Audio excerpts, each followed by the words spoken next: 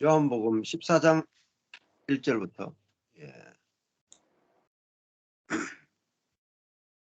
아, 지난번에 1절만 했던 것 같은데, 그죠?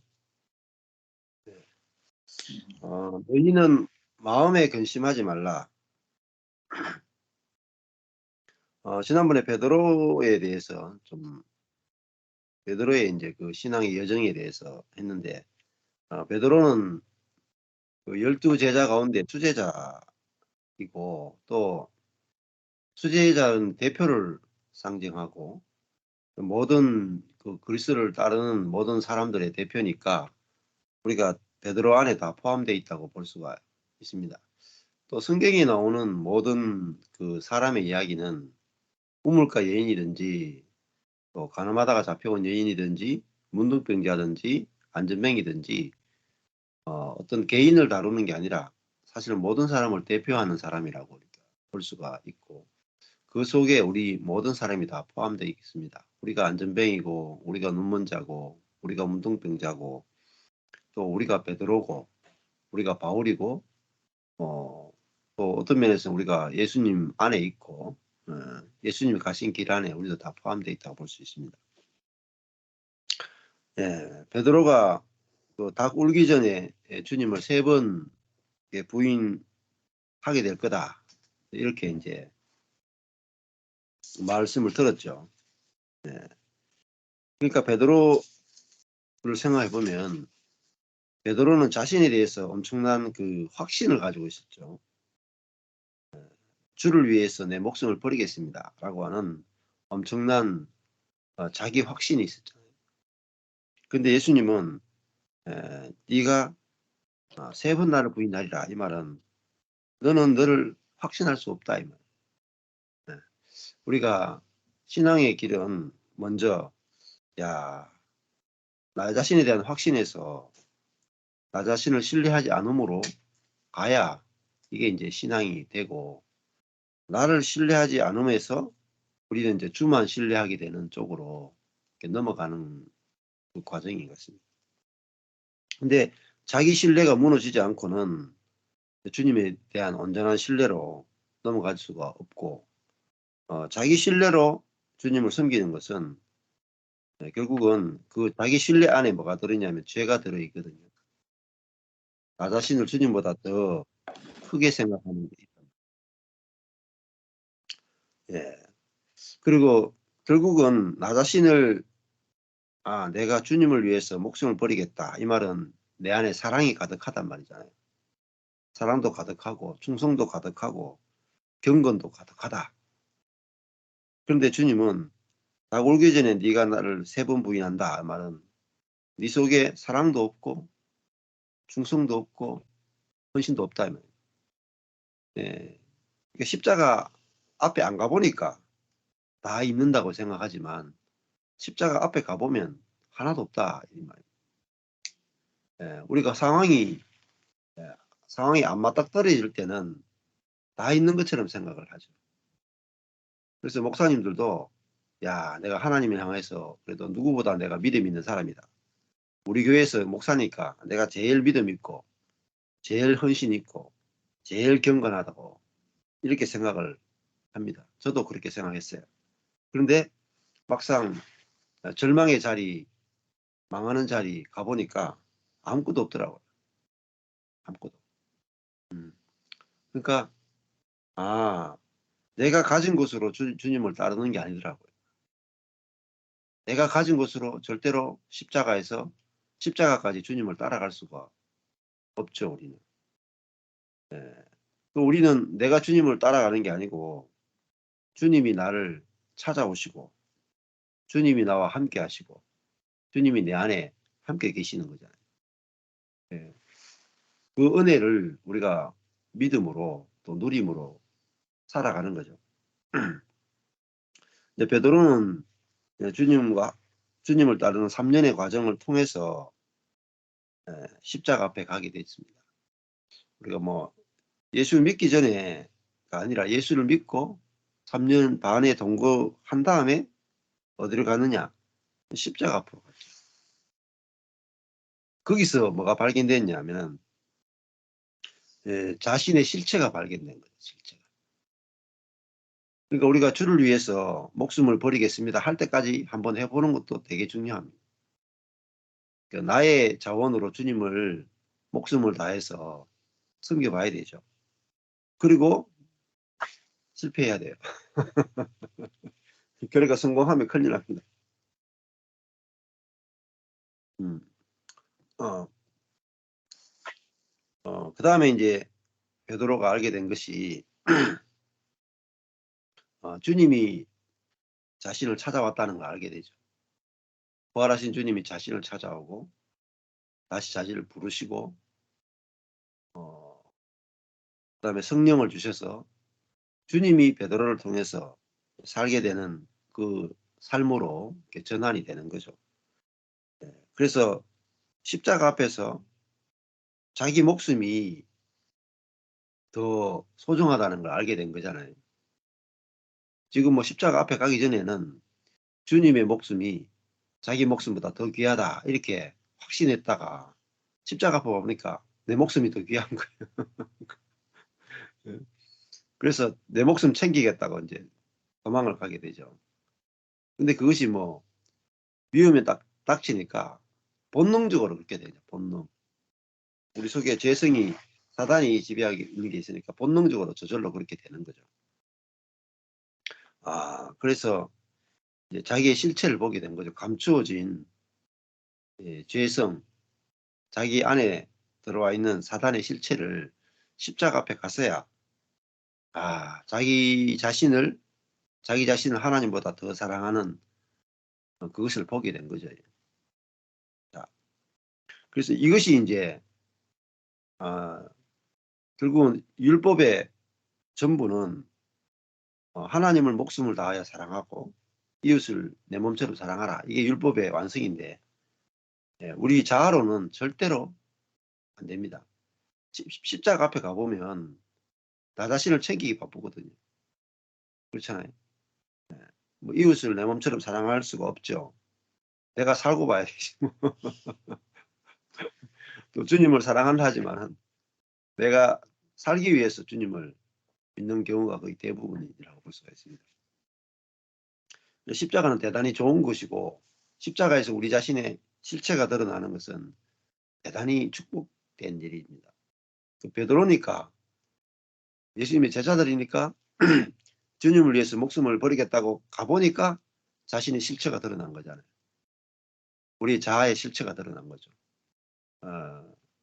그리고 나서 이제 즉 자아로 주님을 위해서 목숨을 버리겠다 한 그 베드로는 십자가에서 죽고 예수님은 물리적으로 죽으셨지만은 베드로는 마음으로 죽었단 말입니다. 자기 자신에 대해서 절망적인 죽음을 맞이했다. 그러고 나서 이제 베드로는 이제 자기로서는 아무것도 할 수 없는 사람이 돼요. 부활하신 주님을 만나도 소용없어요. 이게 아주 중요한 겁니다. 예수님이 십자가에 죽으신 것을 봐도 예수님과 자기는 분리되어 있잖아요.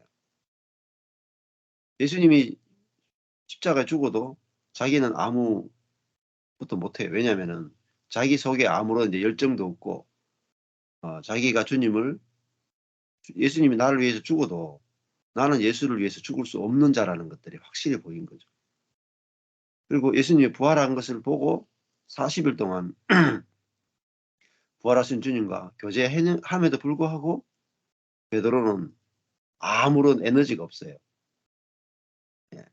그래서 우리가 부활한 주님을 보는 것도 별 의미가 없다만 어디까지 와야 되느냐. 그 부활하신 주님이 승천하시고 10일 후에 자기의 영을 우리 가운데 보내신 이후에 그때부터가 진짜 베드로는 진정한 거듭남이고 그때부터 베드로가 사는 것이 아니라 그리스도의 영이 베드로를 통해서 사시기 시작한 거죠. 그러니까 베드로는 성령에 끌려다니는 삶을 살기 시작한 겁니다. 이제는 자기는 없고 성령이 이끄시는 대로 성령이 말하게 하심을 따라 말했다면 그러니까 정말 어떻게 되느냐. 베드로가 성령에 이끌려서 주를 위해서 죽을 수 있는 사람이 되는 거죠. 그러니까 시작은 미약하지만은 끝은 창대한 쪽으로 가는 거예요. 자, 우리가 성령으로 나로서는 도저히 살 수 없는 그 지점을 만난 다음에 성령으로 사는 삶으로 넘어갑니다. 네. 근데 우리는 그냥 뭐, 내 자신에 대한 절망의 시간들이 없이 그냥 성령의 충만만 받으면 된다 이렇게 생각하는데, 아니면은 성령의 은사만 받아만 된다고 생각하는데 불가능합니다. 이 성령은 죽은 자를 부활시키는 영이거든요. 죽은 자를. 그러니까 죽지 않으면은 진정한 이 새 영이 우리에게 역사할 수가 없어요. 그러니까 우리가 어떤 구약적으로 죽지 않은 자, 자아로 생자아로 사는 자에게 밖에서 부어질 수는 있어요. 근데 그 밖에서 부어지는 성령은 유통기한이 있습니다. 그래서 다윗도 솔로몬도 선지자도 보면은 밖에서 기름이 부어졌다가 어느 기간이 지나면은 속에 있는 그 부패가 결국은 기름 부음을 이겨요. 그래서 나중에 죄에 다 정복돼 버리거든요. 그런데 그래서 이제 그 부패한 사람이 죽어야 그 다음에 부활의 성령이 와서 그걸 새롭게 창조하고 새롭게 창조한 그 사람과 연합되어야 성령이 나타나고 그 다음에 그 부패를 이기고 결국은 베드로의 삶을 보면 처음에 성령을 받은 다음에 점점 더 거룩해지죠. 더 의로워지고 더 생명이 자라고 마지막에 가면은 순교까지 하게 되잖아요. 그러니까 구약의 성도와 반대로 살아가요. 구약에는 처음에는 성령으로 충만하다가 갈수록 타락해. 사사기 잘 아시죠? 사사기 보면은 그들이 고난을 당하면은 구원자를 달라고 기도하고 구원자가 오면은 놀라운 구원이 이루어져요. 그리고 한 40년, 50년, 심지어 긴 사람은 80년 동안에 놀라운 평화의 시기를 맞아요. 근데 어떻습니까? 평화의 시기가 끝날 때쯤 되면은 타락하죠. 그러니까 이제 한 7번 정도 계속적으로 반복적으로 타락한다는 걸 보여주는 게 사사기잖아요. 근데 신약에 오면은 구약의 성도와 신약의 성도의 차이점은 구약의 성도는 처음에는 성령으로 충만했다가 나중에는 성령 충만이 다 따라가지고 그들은 부패한 존재로 끝나버립니다. 구약은 실패를 보여주는 책이에요. 근데 신약은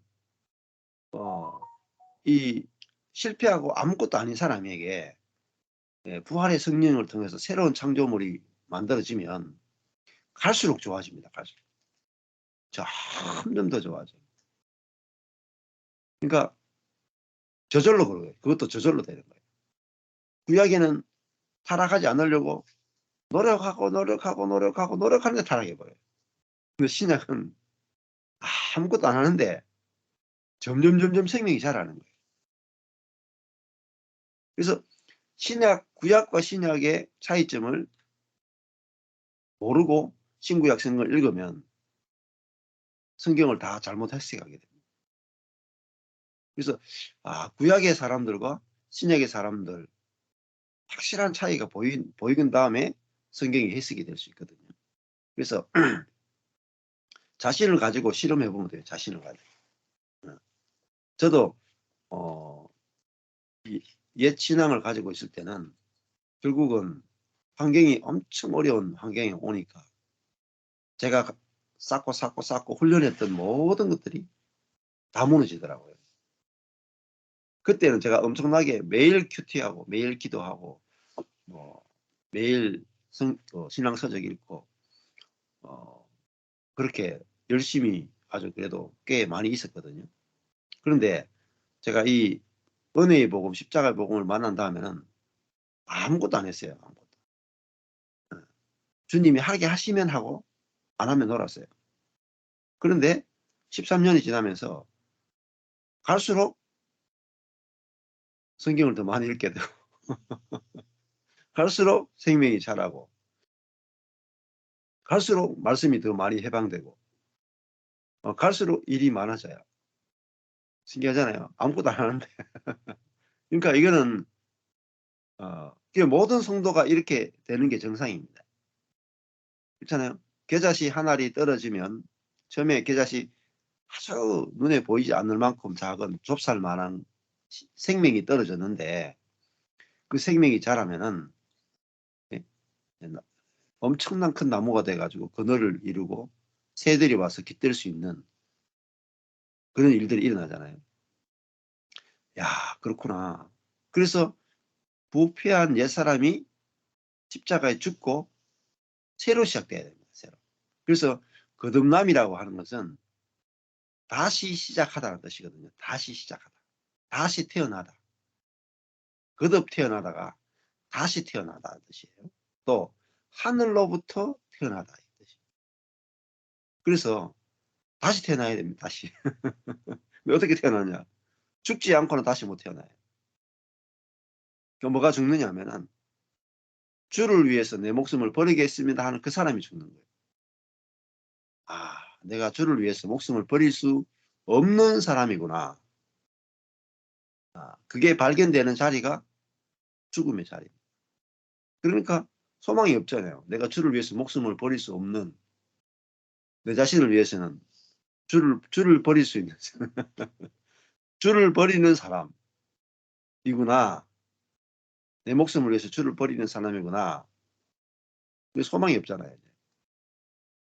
근데 거기서 이제는 성령이 오셔가지고 진짜로 주를 위해서 목숨을 버릴 수 있는 새로운 피조물로 우리를 만들어 버립니다.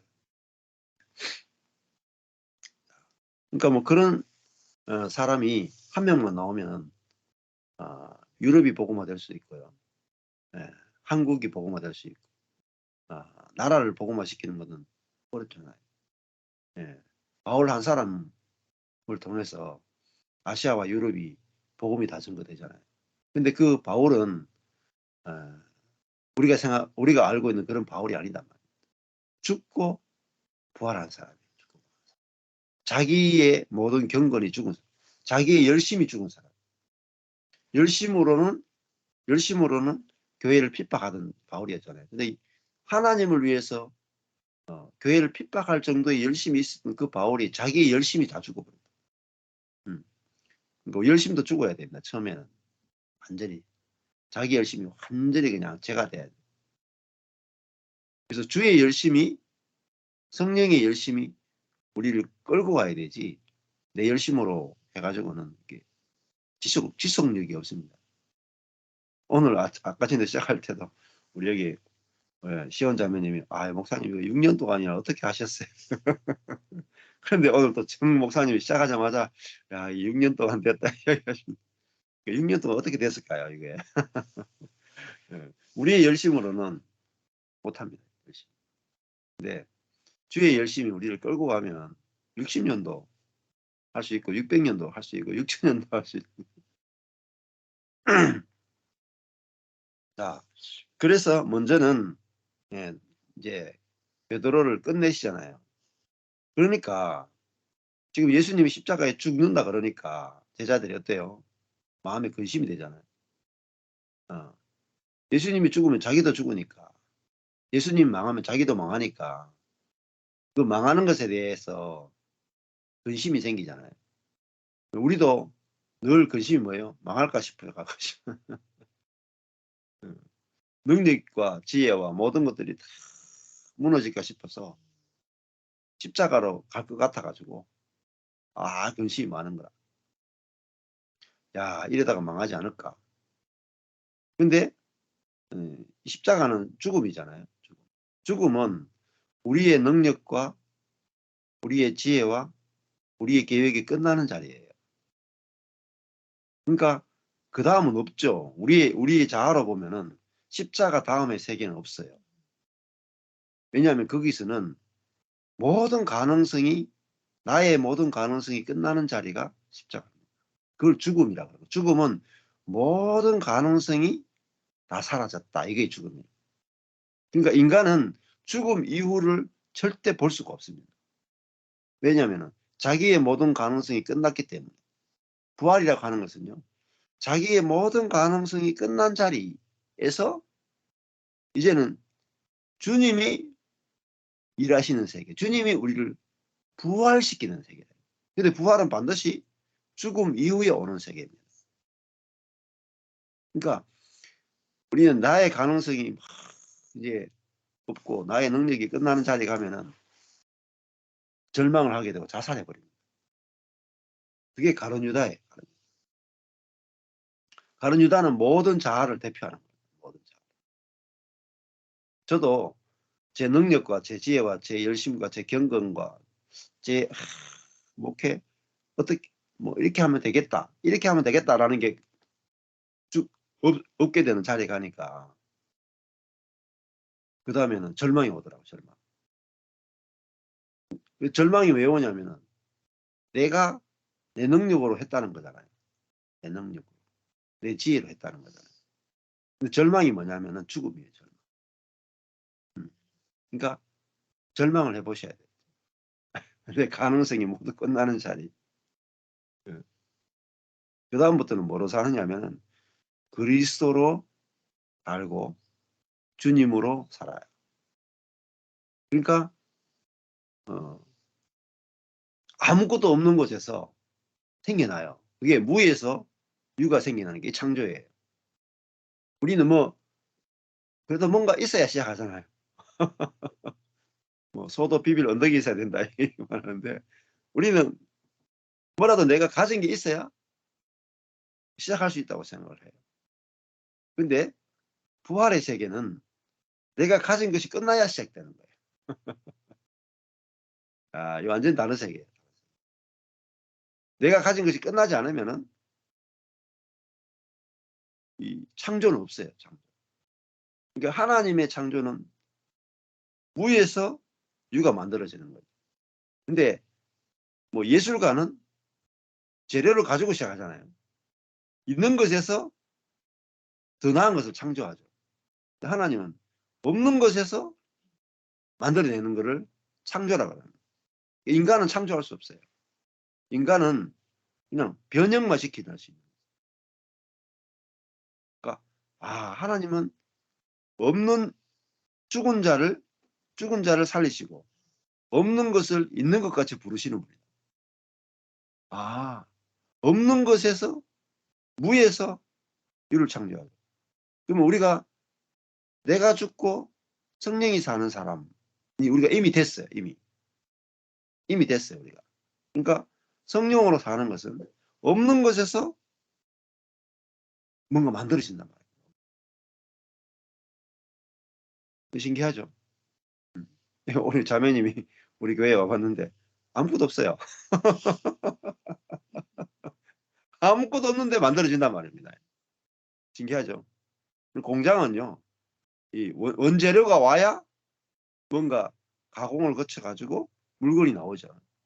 그게 공장이야, 팩토리다. 근데 원재료가 안 들어오는데 물건이 만들어져 나와.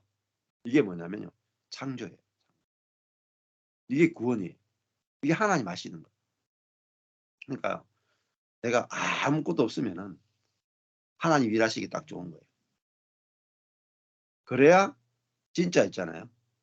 부활의 하나님을 경험하는 거예요. 그러니까 저희 교회 와보시면은 성도도 몇 명 없어. 이 나사렛에서 무슨 선한 것이 나올 수 있겠느냐. 그죠? 근데 왜 저를 이렇게 두시냐면은 저를 봐야 여러분들이 살아나.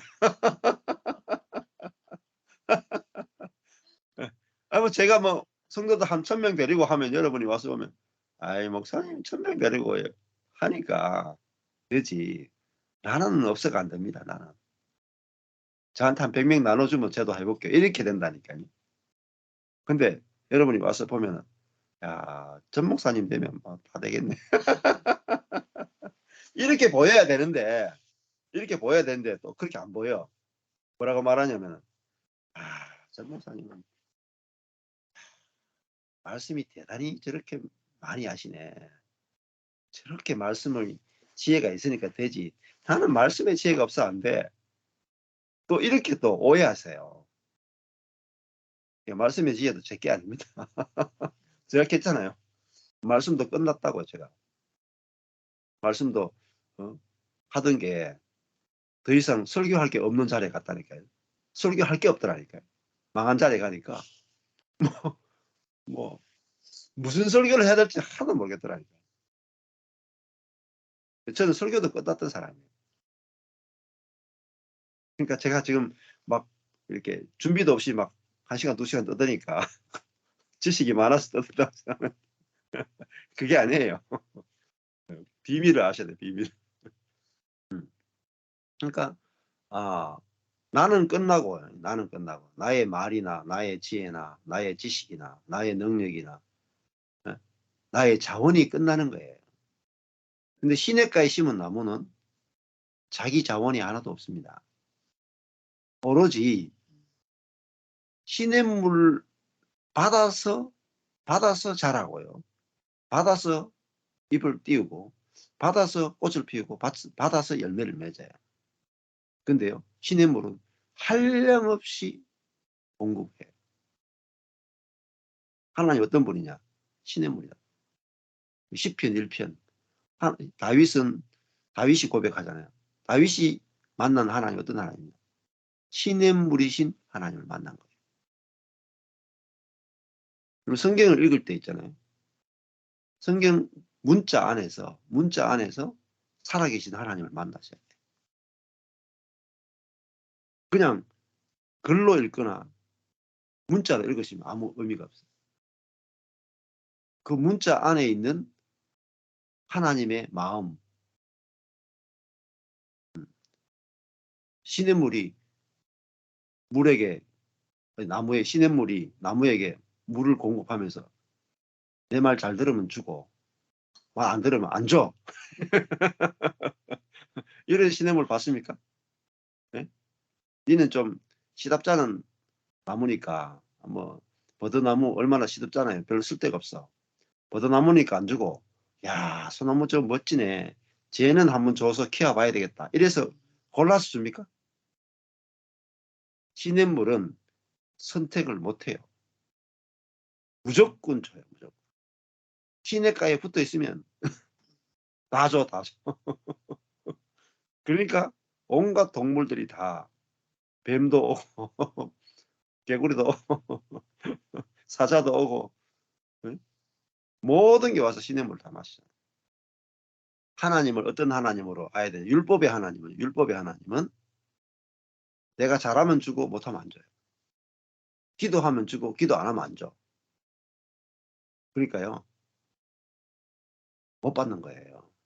기도 1시간 해야 한 데나리온 주고 기도 1시간 안 하면 아무것도 안 줘. 그러니까 우리 영혼이 바짝바짝 마르는 거예요. 내가 그렇게 살았거든요. 그게 율법주의 신앙입니다. 하나님 기도 안 해도요. 주십니다. 하나님이시니까 시냇물이니까 하나님 자신의 성품 때문에 주는 거예요. 여러분. 이게 은혜의 복음이에요. 은혜의 복음. 시냇물의 생명의 본성 때문에 주지 우리가 구해서 주는 게 아니에요. 기도를 많이 하면 할수록 착각에 빠져요. 내가 구해서 받았다고. 이게 샤머니즘입니다. 하나님은 사랑이시기 때문에 주시는 거예요. 아낌없이 주시다. 아낌없이.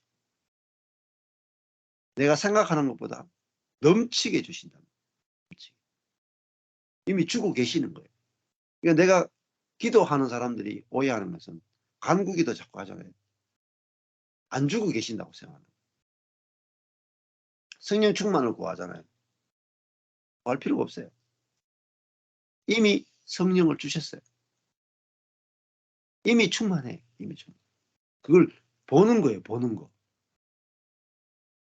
이게 은혜의 복음이에요. 내가 여러분 한 50년 동안 성령 충만 구해 보십시오. 절대 성령 충만이 안 돼요. 이미 다 주셨어요. 내 안에 성령을 주셨잖아요. 하나님은 성령의 충만을 주시는 분이 아니라 성령을 충만을 주시는 성령을 주셨다니까요. 야, 이게 500원 다 내시고 들으셔야 돼요. 하나님은 우리에게 뭐 축복을 주시는 분이 아니고 축복을 주시는 하나님 자신을 우리에게 주셨다니까요. 야, 이건 진짜 대박입니다. 대박. 예. 여러분 로또 맞으면 좋죠? 로또 한번 맞아본 적 있습니까? 로또 맞은 사람은 행제하죠. 근데 그 정도 가지고는 행제라고 볼 수 없어요. 예. 로또를 만들어내는 회사를 받아야 돼요.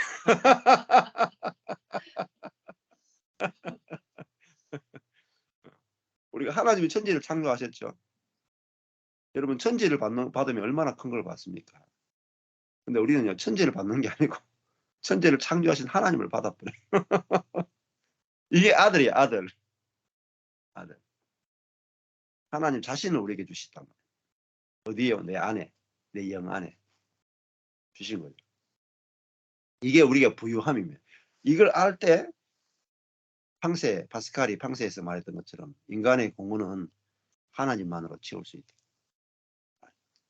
그래서 우리는 이미 공허가 채워진 사람만이 흘러나올 수 있어요. 흘러나올. 그러니까 제자들은 마음에 근심이 있단 말입니다. 왜? 일이 잘 될까 못 될까 늘 생각하죠. 자아는 십자가 가면 예수님도 죽고 나도 끝나고 야 이거 참 일이 이렇게 진행되면은 엄청 위험한데 두려운데 그렇잖아요. 근데 뭐 재림에 대해서도 마찬가지입니다. 이 말세에 막 예수님이 재림에 대해서 사람들이 막 두려워하고 이러는데 뭐 재림 하시건 말건 저는 별 상관이 없어요. 예수님 내 안에 계신데 무슨 재림이 안 그래요? 하나님 예수님 성령님이 내 안에 이미 와 계시잖아요. 내 안에 와 계신데 밖으로 와 계시나 뭐 내 안에 계신데 사람들이 밖으로 오시는 하나님에 대해서 막 걱정하고 두려워하고 막 이렇게 한단 말이에요. 여러분 재림은 중요하지 않습니다. 재림이 중요한 게 아니고요. 내 안에 내주가 중요한 거예요. 내주가. 내 안에 하나님이 내주했다는 것이 확실하게 알아지면요.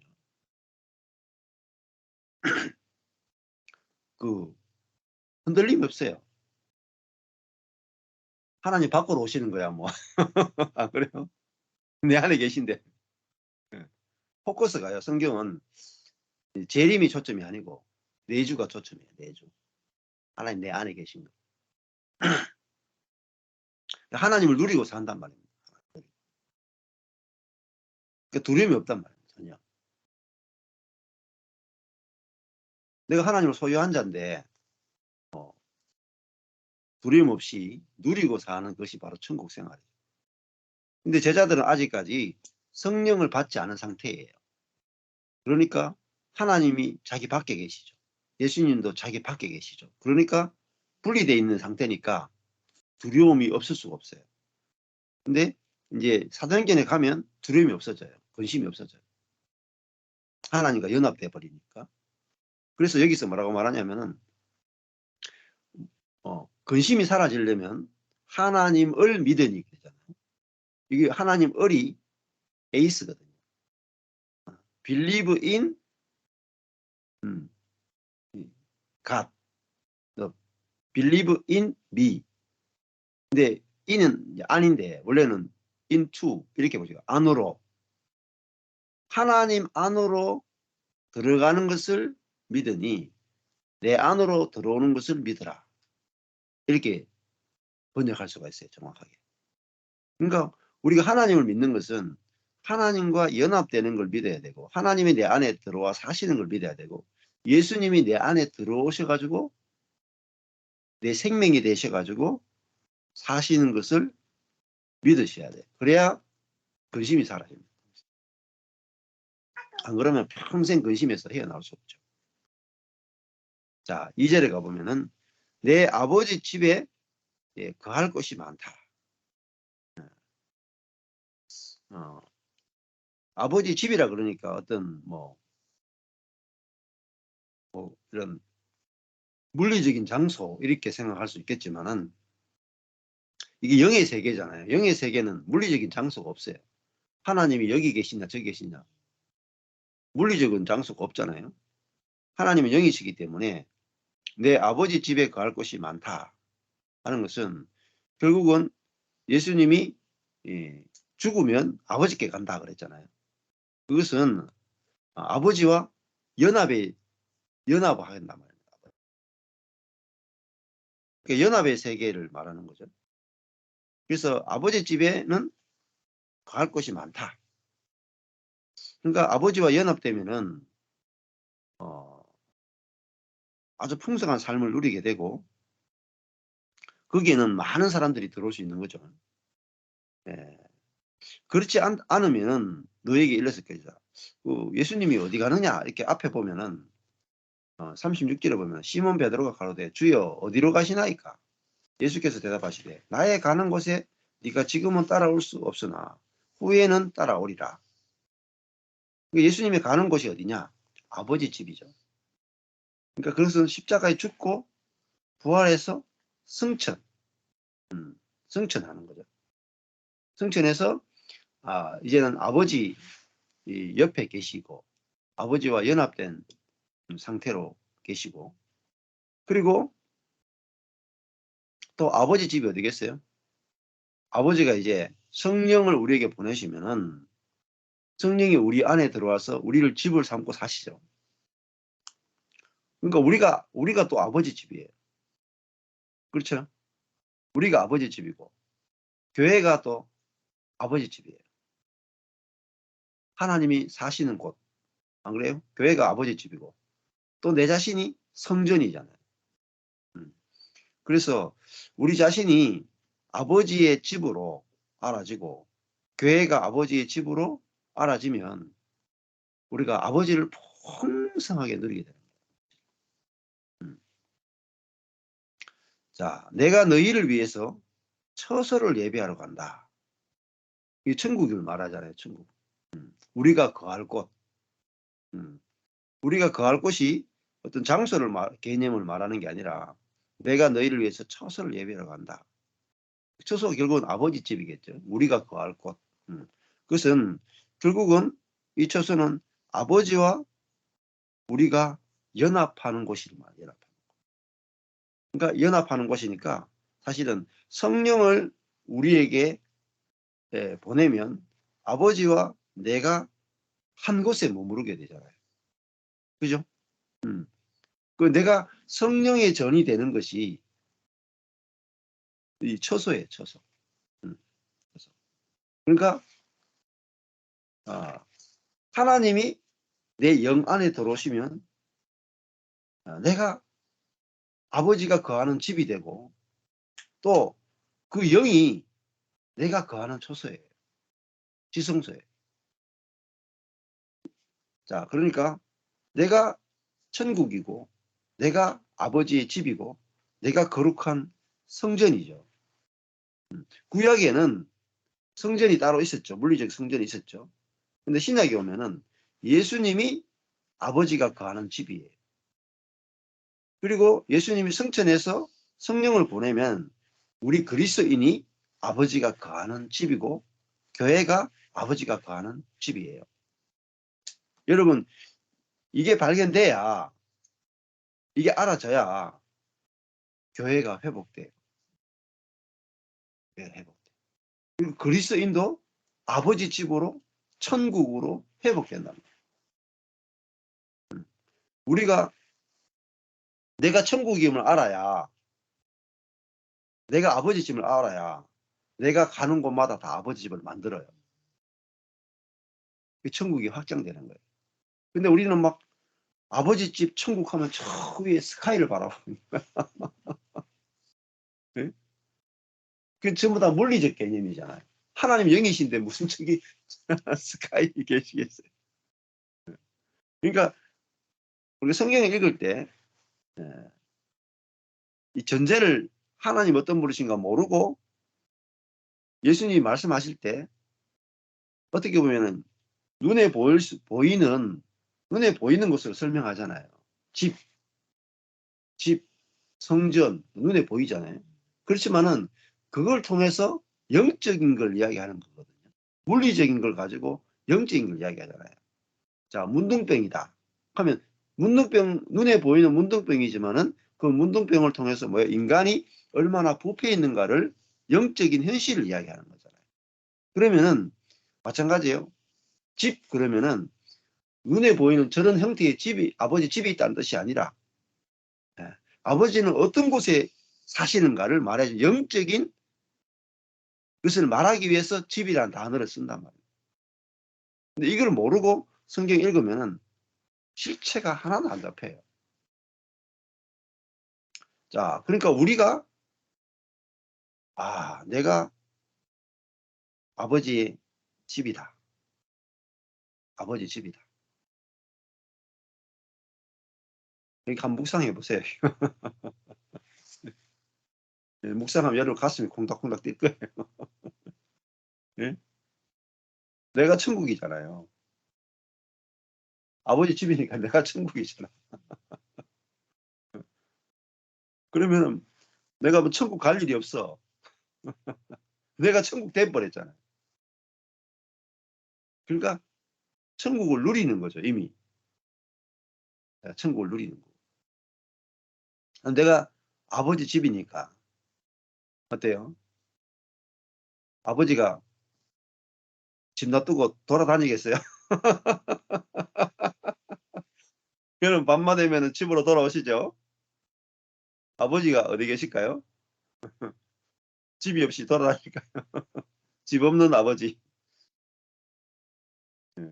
구약 때는 사실 하나님이 자기 집을 얻기 원하셨단 말이에요. 사실 에덴이 뭐냐? 에덴이 하나님의 집이에요. 성전이 뭐냐? 하나님의 집이에요. 예수님이 뭐냐? 아버지의 집이에요. 내가 뭐냐? 아버지의 집이에요. 여러분 집 없는 서름 겪어보셨죠? 여러분 집 없는 서름 겪어봐야 집이 얼마나 소중한지 알고 늘 집으로 가게 돼요. 그래서 한국 사람이 저는 그렇더라고요. 저희 아버지 어머니 이렇게 인생을 보니까 인생이 뭐냐? 집 한 채 얻는 거더라고요. 뭐 평생 돈 벌어가지고 보니까 부자들은 집 몇 채 없고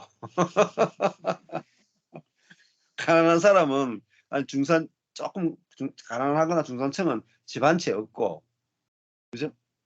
가난한 사람은 집 한 채도 못 얻고 사갈세만 살다가지고 그렇죠? 근데 뭐 인생 잘 살았다 하면 이게 뭐냐? 저희 집은 정말 가난했거든요.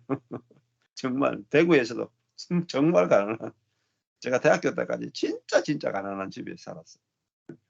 근데 우리 부모님이 참 하나의 은혜로 저희 대구에도 판자촌이 있었거든요. 그러니까 주인이 없는 정부 땅, 6.25 때 일어난 정부 땅에다가 사람들이 판자를 짓고 살던 그 땅, 그러니까 그 땅이 얼마나 싸겠어요. 그 땅을 그 판자촌의 집을 한 채를 샀어. 그러니까 싸게 사겠죠. 거기에 머물다가 이제 그 단체로 주민들이 이거 우리가 오래 살았으니까 정부에서 우리에게 땅을 이제 이전해 줘야 된다고 법적으로 이제 소송을 해가지고 당연히 이기게 돼. 오래 살면 이기게 돼 있어요. 그래가지고 돈을 공탁금을 내고 집을 한 채 얻은 거예요. 그게 그래가지고 또 거기 재개발할 때 이제 아파트 한 채 얻은 게 그게 우리 부모님 재산 전부라. 그러니까 부모님이 그 평생 살고 집 한 채 얻었단 말이야. 아파트 한 채 얻었다.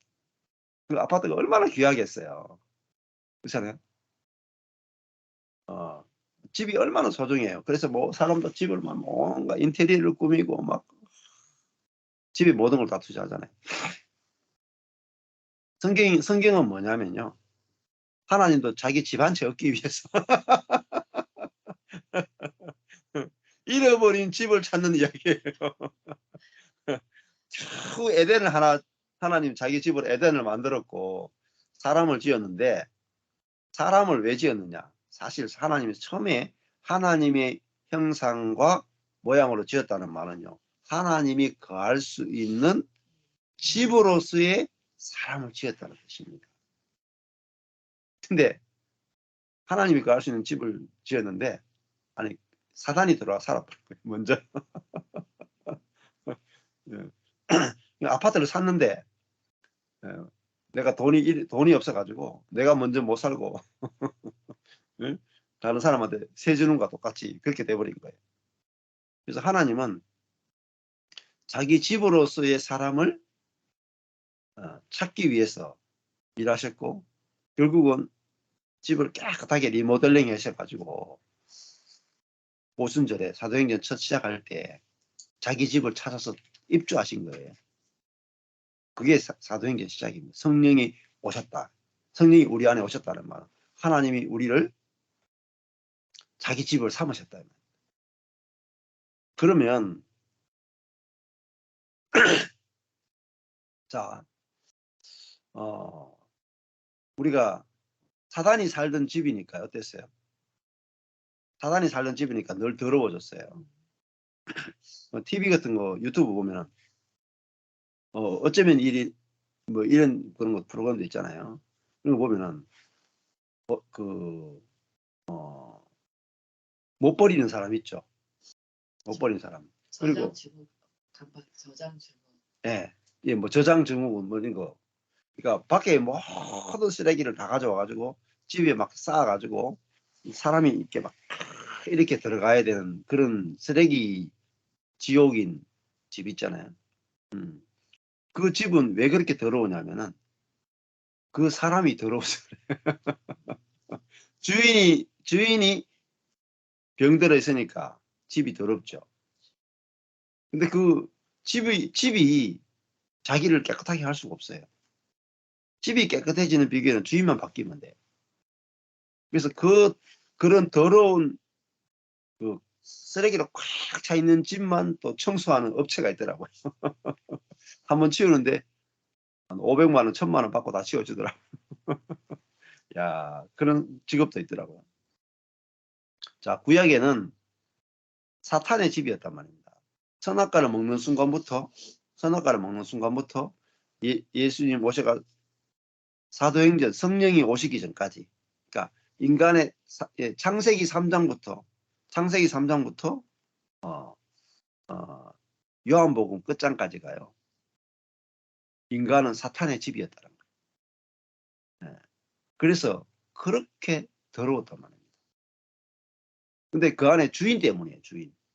주인이 사탄이었기 때문에 그렇단 말이에요. 근데 이 예수님 십자가를 통해서 그 안에 살던 주인을 쫓아내고 이제는 이제 하나님 자신이 우리 안에 들어와서 살게 되신 거예요. 주인 바뀌니까 이 주인은 청소 안 해? 매일매일 쓸고 닦는 거예요. 그러니까 집이 환해지는 거예요. 점도 흠도 없는 거예요. 고장난 것도 없는 거예요. 완전히 깨끗합니다. 그게 뭐냐면 이게 거룩이에요. 이게 의예요. 이게 영광이에요. 이게 그리스도인의 삶이에요. 그러니까 우리는 내가 나를 갈고 닦는 게 아니에요. 내가 나를 청소하는 게 아니에요. 그게 아니고 거룩한 성령이 내 안에 들어오셔서 내가 거룩하게 된 거고 거룩한 성령이 나를 뭐예요? 날마다 청소하신다. 더러운 것을 씻어내고 그죠? 더러운 것을 몰아내고 우리를 거룩하게 하는 주체는 성령이십니다. 그러니까 주인이 바뀌니까 날로 깨끗해져. 그러니까 거룩도 우리가 성령을 의지하는 거지 나의 경건의 노력을 의지하는 게 아니라. 그러니까 제가 이걸 이제 하나님 안으로 들어가는 것을 믿어라. 그리고 그리스도 안으로 들어가는 것을 믿어라. 이거는 다른 말로 바꾸면 하나님이 내 안에 들어오시는 걸 믿고 예수님이 내 안에 들어와 사시는 것을 믿어라 이 말이에요. 그러면은 집은 뭐 주인이 청소하지 뭐 집을 청소할 수 있습니까? 그죠? 집을 청소해 주시는 주인 되시는 주님을 알고 나는 집에 불과하구나. 집이 집을 어떻게 청소하겠어? 당연히 주인이 깨끗한 주인이니까 주인이 알아서 나를 청소해 주시지. 이게 믿음이에요. 이게 믿음. 이걸 하나님을 믿는다는. 그러면요 갈수록 깨끗해져요 집이. 그러니까 저도 그렇더라고요. 뭐 기도 생활, 말씀 생활, 예배 생활 따로 안 해도요 갈수록 깨끗해져요. 그러니까 예배 생활, 기도 생활, 뭐 성경 읽는 생활에 포커스를 맞추는 게 아니고 그 예배와 성경과 기도가 가르치는 이게 예배와 성경과 기도는 사실은 손가락이에요. 손가락이고 그 손가락이 가르치는 게 뭐냐면은 하나님, 예수님, 성령님이에요. 네. 여러분 손가락만 보면 안 돼요. 손가락이 가르치는 대상인 하나님, 예수님, 성령님을 여러분이 만나야 됩니다. 그분이 어디 계시냐? 내 안에 계신 거예요. 그러니까 예배나 성경이나 기도는 사실은 내 안에 계시는 주님을 보고 내 안에 계신 주님을 의지하도록 만드는 도구예요. 도구. 경건의 도구예요. 방법에 불과해요. 방법에. 근데 방법만 내 하는 사람이 있어요. 성경만 개 연구하고 기도만 내. 그런데 그 주님의 포커스를 맞추지 못하는 거예요. 그러면은 이게 문자에 불과하죠. 능력이 하나도 없어요. 자, 그래서 요한복음이 굉장히 어렵거든요. 이걸 그냥 머리로 공부하고 지식으로 공부하면 요한복음 이거 뭐 주석을 보고 공부하고 뭐 PBS 스터디를 하고 이렇게 해봤자 뭘 말하는지 감도 못 잡습니다. 근데 이게 내가 이게 경험되면 요한복음은 막 풀어져요. 이렇게. 그리고 이 전부 다 요한복음은 굉장히 영적으로 쓰여졌잖아요. 그래서 신학자들도 가장 어려워하는 성경이 뭐냐? 그 중에 하나가 요한복음이에요. 네. 그래서 마태, 마가, 누가복음은 좀 쉬워요. 네. 어려운 말이 별로 그렇게 많지는 않아요. 근데 요한복음은 굉장히 추상적인 언어를 많이 쓰기 때문에 신학자들도 이거 감을 거의 못 잡아요. 네.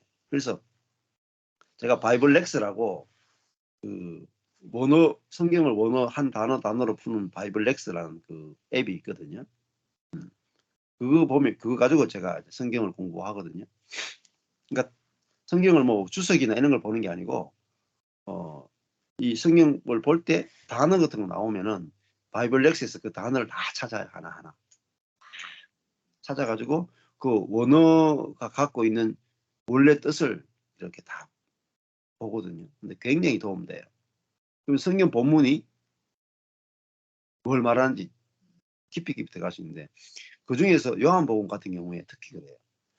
요한복음에 나오는 단어를 이렇게 설명이 쭉 나오거든요. 구약에서 어떻게 쓰여졌고 신약에 어떻게 쓰여졌고 신학자들은 이 단어에 대해서 어떻게 해석했다. 이게 딱 나와요.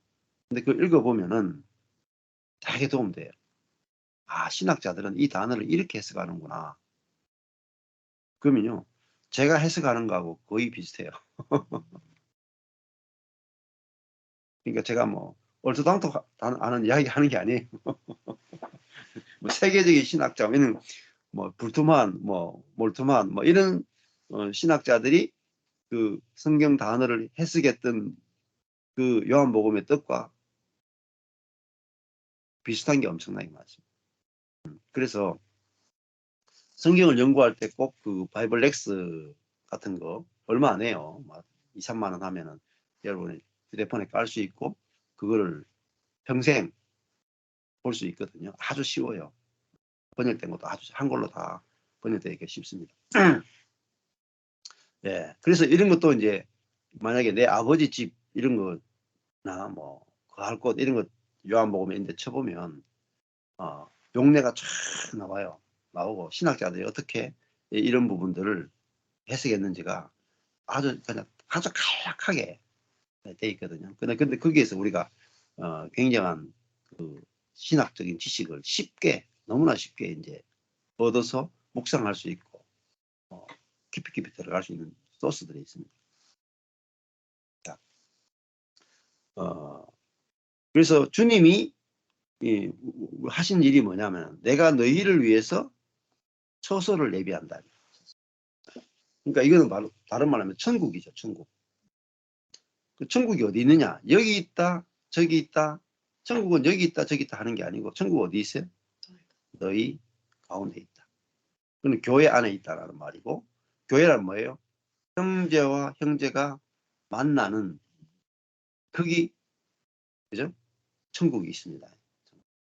그러니까 제가 우주적 교회를 자꾸 말씀드리는 이유가 뭐냐면 자꾸 교회가 되면 우리는 본능적으로 내 단체, 내 개교회 이렇게만 자꾸 생각해요. 물론 거기 안에도 천국이 있어요.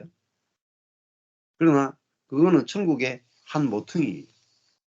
여러분 우주적 교회 지금도 여기 다 교회로 보면 다 다르죠. 다 다르죠.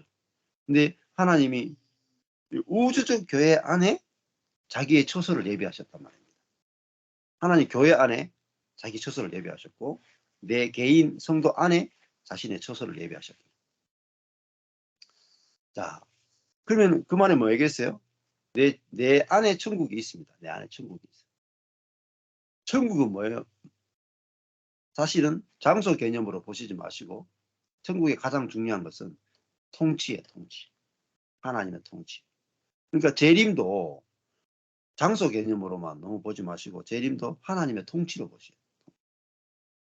그러니까 하나님 나라는 하나님의 통치가 미치는 곳이에요.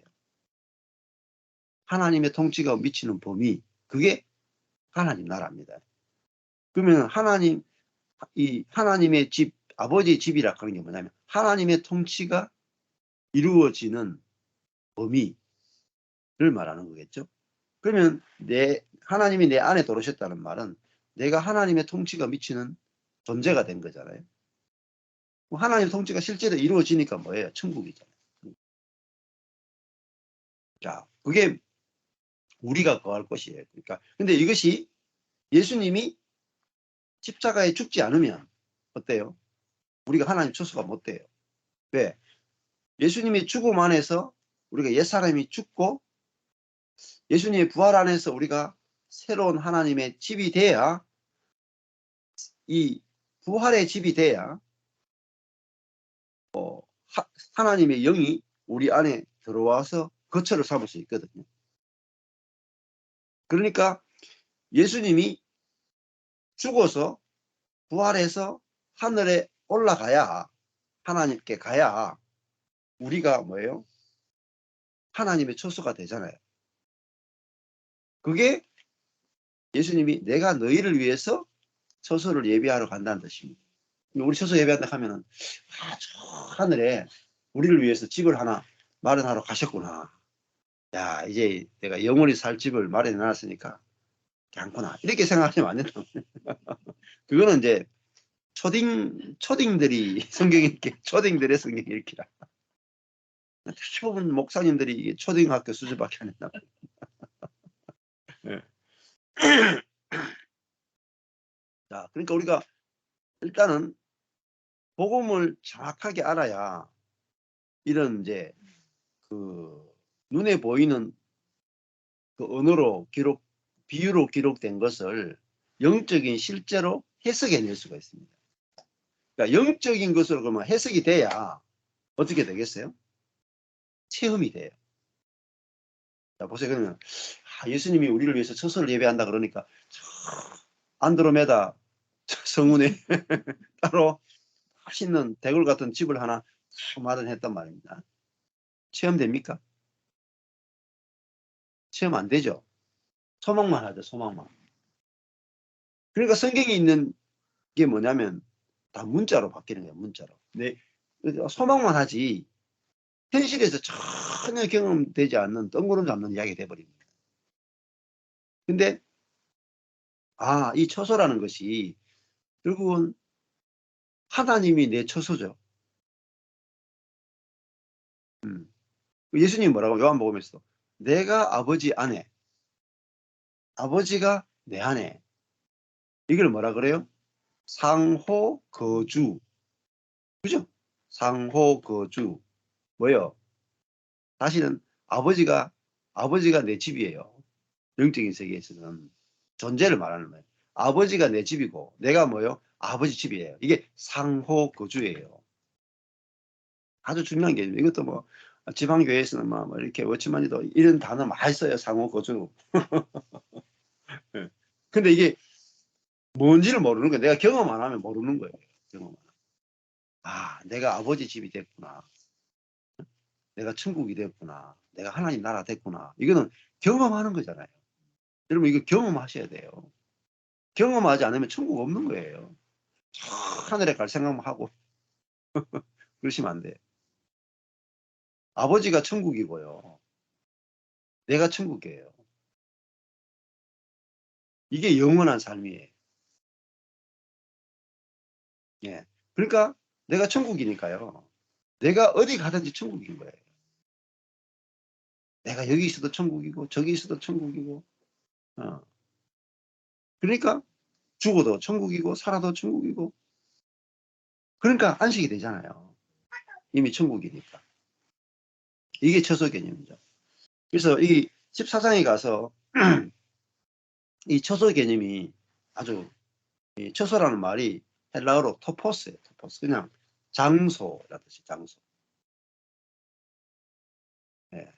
14장 3절에 가니까 가서 너희를 위해서 처소를 예비하면 하는 것은 성천한 다음에 성령을 우리에게 보내시죠. 그럼 우리가 하나님의 처소가 되는 거예요. 너희를 위해서 처소를 예비하면 내가 다시 와서 다시 와서 하는 게 이게 재림을 말하는 거로만 해석하면 안 되고요. 다시 오는 게 뭐죠? 이게 성령으로 오신단 말입니다. 요한복음 다음에 바로 이어지는 게 사도행전이죠. 그래서 먼저 왔죠. 예수님이 육신의 몸으로 입고 왔었죠.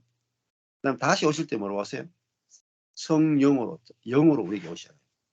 그래서 하늘에 올라간 다음에 다시 오시죠. 그러니까 오순절에 성령으로 우리에게 거룩한 영으로 오셨죠. 다시 와서 너희를 내게로 받아들여. 예수님과 연합이 되죠. 이제 그리스도의 영이 우리에게 오면은 너희를 내게로 영접하여 나 있는 곳에 너희도 있게 하리라. 예수님이 어때요? 아버지와 성천을 통해서 아버지와 완전히 하나가 되셨죠. 그러니까 나 있는 곳에 내가 아버지와 완전히 하나인 것처럼 너희도 있게 하리라. 예수님이 있는 곳에 있다는 말은 우리도 아버지와 완전히 하나 되는 거예요. 그 뭐죠? 성령이 오심으로 말미암아. 우리도 예수님이 아버지와 하나인 것처럼 우리도 하나 되게 하겠다는 말이에요. 내가 가는 곳에 그 길을 너희도 알리라. 그 길이 나오잖아요. 그 길은 뭐입니까? 예수님이 가는 곳에 그 길을 너희가 알리라. 길이 뭡니까? 길은 예수죠. 자, 예수님이 내가 곧 길이요 그랬잖아요. 길이요. 그러니까 우리가 예수 그리스도를 통해서 예수 그리스도와 연합됨으로 아버지와 하나로 연합될 수 있죠. 그래서 예수 그리스도가 아니고는 아버지를 알 수 없다 하는 것은 아버지와 연합될 수 없다는 거잖아요. 그러니까 이 영적인 것을 다 말해주고 있으니까 그냥 이렇게 표면적으로 읽어가지고는 요한복음이 하나도 이해가 안 돼요. 그래서 우리가 잘 아는 구절이 이제 6절이 나온단 말입니다. 내가 가는 곳에 그 길을 너희가 알리라. 6절에 보면 예수께서 가라사대 내가 곧 그 길이요, 그 진리요, 그 생명이다. 예. 그래서 5절에 보면은 도마가 가로되 주여 어디로 가시는지 우리가 알지 못하거늘 그 길을 어떻게 알겠습니까? 어디 가시는지. 지금 아버지 집에 간다 했는데 들었잖아요. 아버지 집에 간다 했는데 아버지 집이 도대체 어디 있나? 자, 그러면은 아버지 집이 또 모르는데 아니 길을 어떻게 알겠어요? 응? 안 그렇습니까? 예. 예를 들어서 뭐 어, 어, 삼동. 여러분 삼동이 어딘지 아시면 삼동. 예. 처음 들어보시죠? 제가 만든 단어예요. 여러분 삼동을 모르는데 삼동 가는 길을 알겠어요? 그렇죠? 삼동을 모르면은 삼동 가는 길을 알 수가 없잖아요. 그것처럼 지금 아버지 집을 이야기하고 내가 너희를 위해서 내가 아버지 집에 갔다가 너희를 처소를 예배하러 갔다. 내가 가는 곳이 어디냐? 아버지 집이다. 그러면은 내가 아버지 집에 가는데 너희도 그 길을, 응? 너희가 알게 될 거다 하니까 도마가 야, 이 장소가 있구나 생각해서 주여 어디로 가시는지 이 장소를 삼동을 모르는데 삼동 가는 길을 내가 어떻게 알겠냐. 그렇죠? 아니 천국이 어디 있는지 천국이 뭔지도 모르고 그러니까 천국 어떻게 가는지도 모르겠다 이 말입니다. 예수님이 대답하시되 야 내가 길이야, 내가 진리야, 내가 생명이야. 그러면서 뭐래요? 나로 말미암지 않고는 아버지께로 올 자가 없다. 그러면 아버지 집이 뭐예요? 결국은 아버지죠. 맞죠? 아버지 집이 아버지죠.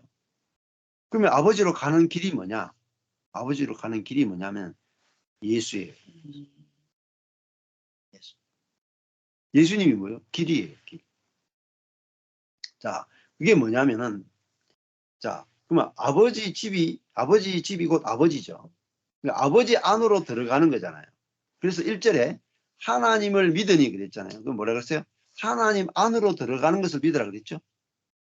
그죠? 하나님 안으로 들어가니까 우리가 하나님 안으로 들어가니까 하나님이 곧 하나님의 집이죠. 예. 그러면 하나님과 연합되어 산단 말입니다. 그게 아버지 집이고 그게 천국이에요. 자, 그러니까 이번에 제가 말씀드린 거 주께 속해 있음을 알기의 비밀. 거기에 보면은 결국은 자, 예수님이 어, 예수님이 생명이잖아요. 아버지의 생명이죠.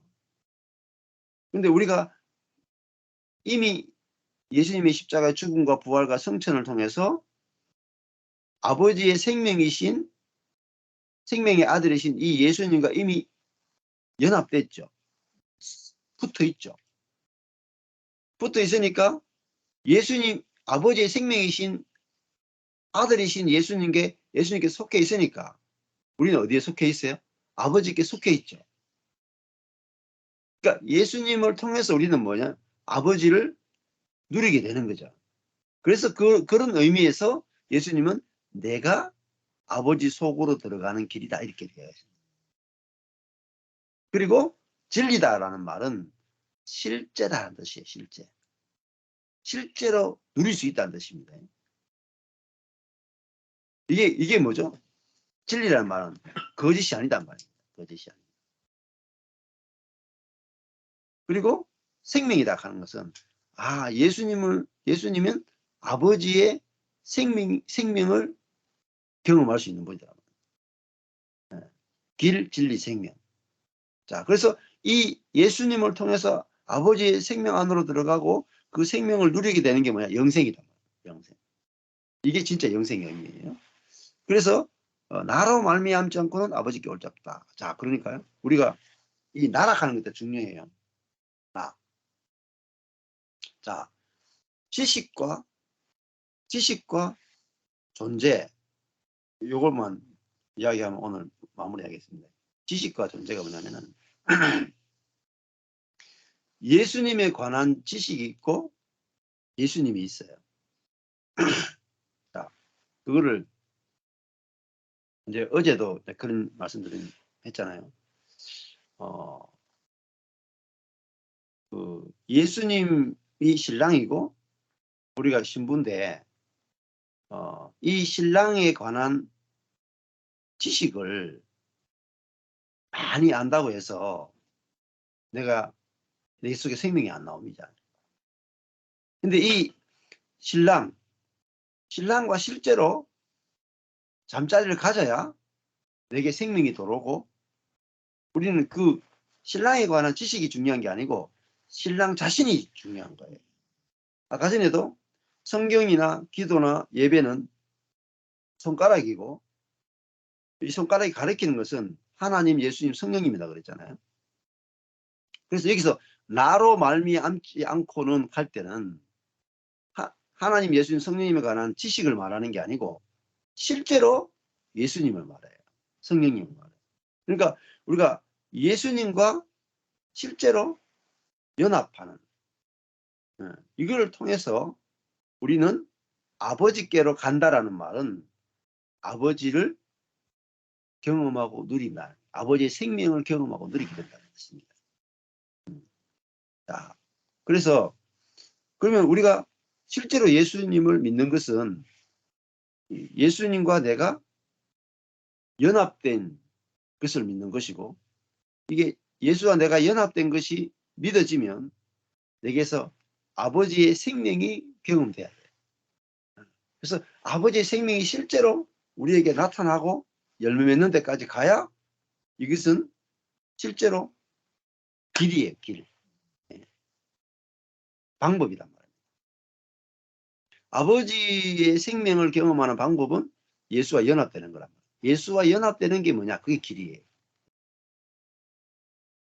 그래서 지식과 생명의 차이를 아는 게 아주 중요합니다. 그래서 제가 이제 서울에 가서도 이렇게 복음을 전하잖아요. 세미나를 하는데 사람들이 그 성경 해석에 대해서도 이렇게 많이 물어봐요.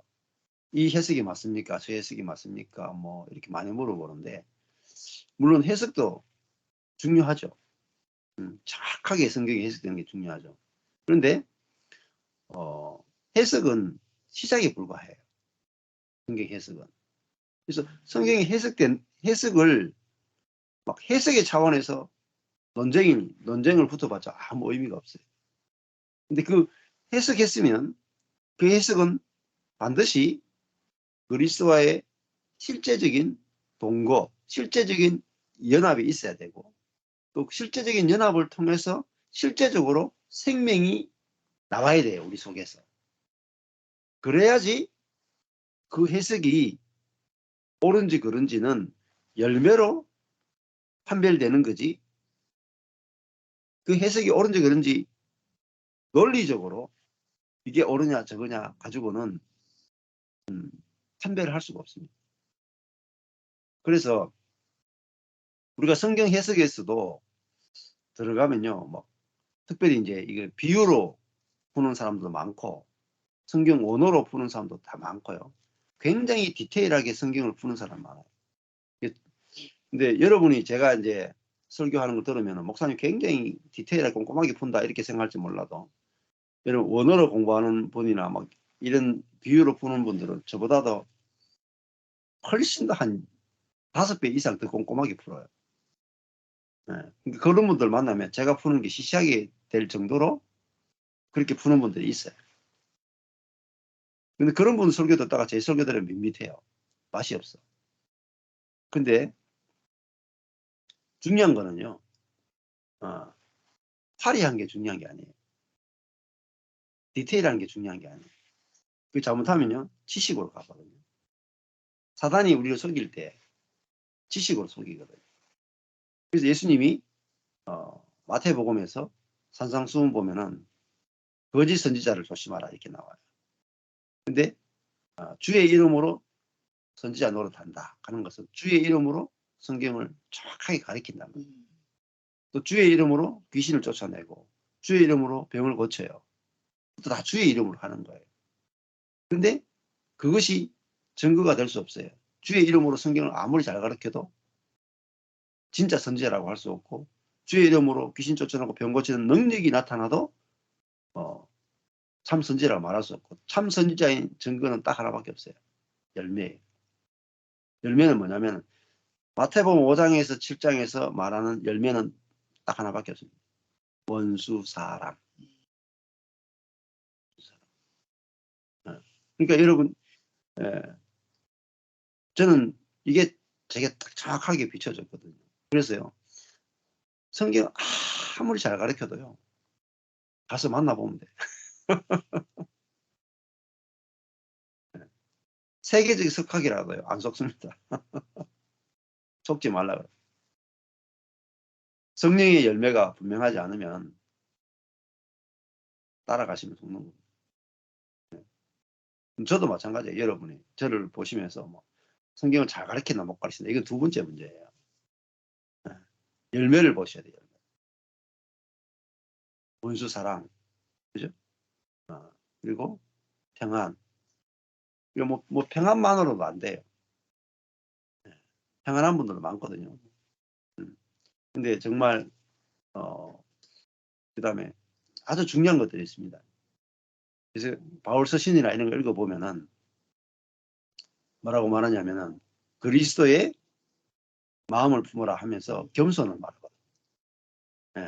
정말 우리가 그리스도가 산다면 그리스도의 열매가 맺혀지는데, 그게 가장 중요한 게 뭐예요? 온유와 겸손. 온유와 겸손. 그리고 원수 사랑. 사랑, 희락. 이제 거기다 성령의 열매는 앞에 붙이셔야 돼요. 성령의 열매라는 말은 어떤 경우에도 사랑하고, 어떤 경우에도 희락, 기뻐하고, 어떤 경우에도 화평하고, 어떤 경우에도 오래 참고, 어떤 경우에도 자비하고, 어떤 경우에도 충성하고, 어떤 경우에도 온유하고, 어떤 경우에도 절제가 되고. 그러니까 인간적인 것이 나오는 게 아니고 성령으로부터만 나올 수 있는, 하나님의 생명에서만 나올 수 있는 그 열매가 노력이 없이 저절로 맺혀지는가. 이게 예수님이 우리에게 가르쳐준 기준이에요. 참 선지자를, 참 신앙을 분별할 수 있는 영적 기준입니다. 그래서 성경을 창세기부터 계시록까지, 특히 마태복음부터 요한계시록까지 전체를 다 이렇게 읽어보셔야 돼요. 읽어보시면 예수님과 사도 바울이 참 신앙의 기준을 다 이미 다 설명해 놨어요. 초대교회 때부터 이미 다 미혹해하는 일이 얼마나 많은지 몰라요. 속이는 것이 얼마나 많아요. 광명의 천사로 오는 게 얼마나 많은지 몰라요. 좋은 것이라고 다 믿지 마시고 성경에서 여러분들이 검증을 거치셔야 돼요. 그래서 저는 성경을 하나님께서 다 읽히시면서 검증을 다 해주시더라고요. 그러고 나니까 제가 어디 쫓아다니지 않게 됐어요. 그리고 항상 성경에서 검증을 해요. 성경에서. 그래서 성경도 부분으로 검증하시면 안 돼요. 전체로. 그래서 하나님께서 우리에게 눈을 열어주시면 말씀 안에서 우리가 내가 올바른 길을 가고 있는지 이제 우리가 확실하게 알 수 있고 확신을 가질 수 있을 겁니다. 오늘은 여기까지 하겠습니다. 감사합니다.